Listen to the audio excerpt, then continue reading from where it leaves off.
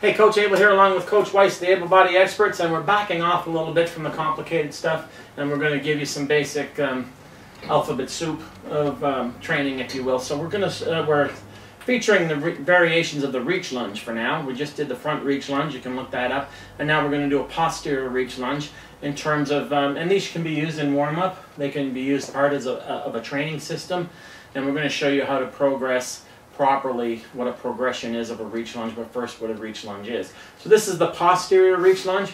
You want to just show them without any weights here, Coach, what the posterior reach lunge is. Just put the weights back. So basically, just as it sounds, you're going to start and you're going to reach to your posterior plane, or you're going to reach behind you. All right, so Coach is taking a step. He pivots on the front foot, and again, he reaches over the toe. Now that in itself is a progression. If you want to hold a second, Coach. So if you want to start with a very basic, let's say it's really cold outside and you want to warm up for your workout, then Coach is going to show you a shorter range of motion, both with the step and the reach. So you're going to take like a half step back and maybe just reach to your shin.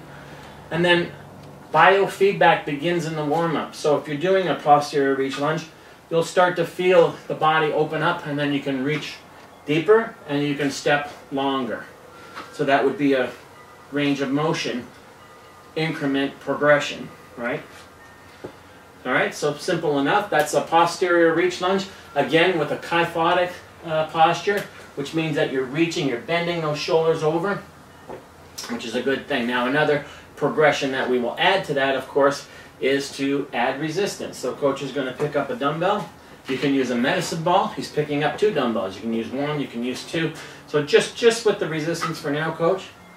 So he does a step, and he's doing single leg. You can do alternate if you, Coach. So now he's doing alternating. So 1 rep would be right leg, then left leg. All right, and he's reaching down. He's got 2 dumbbells. All right, so now we've added range of motion. All right, we've added range of motion to both the reach and the step. All right, now we've added resistance. These are all progressions. So obviously a digression would be just removing all those things or reducing them. Now, an ultimate progression is we're going to add movement. So we're going to add another move to it. So we chose this one just haphazardly. We're going to do a posterior reach lunge with an upright row. So Coach does the reach, start position, he does an upright row. All right, do alternating, Coach. All right, so he's left leg, right leg, and each time he goes into an upright row. So now we've added resistance, we've then added a movement, so we're creating more demand through the kinetic chain. Again, good for warm-up, good for adding functional work. If you want to see how to tie in all the reach lunges together, do a search in the YouTube for the Ultimate Matrix and see how I work that into an ultimate challenge. But that's the posterior reach lunge. Am I leaving anything out there, Coach? Just I'd like to mention again with that people are always a little bit too willing to go to the hardest progression first, so they're doing it as fast as they can, alternating. They got snatches going at the end of it, and the whole works, right?